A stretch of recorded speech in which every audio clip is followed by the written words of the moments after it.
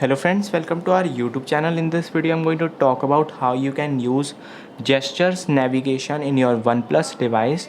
Before watching this video, if you have not subscribed to our YouTube channel, then subscribe to it and like our video. So let's start friends. First you have to swipe down, go to settings, and here it is additional settings.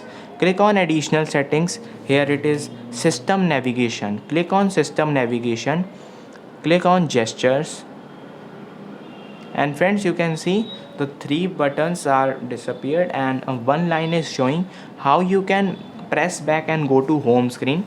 If you want to go to simple back, then you have to swipe right like this, and if you want to go to home screen directly, then you have to swipe upwards like this, you can see. And if you want to show your recent app, then you have to just simply do this, and you can see your recent app here. I hope you like this video. If you like this video, then subscribe to our YouTube channel for more helpful tips and tricks videos. See you next time.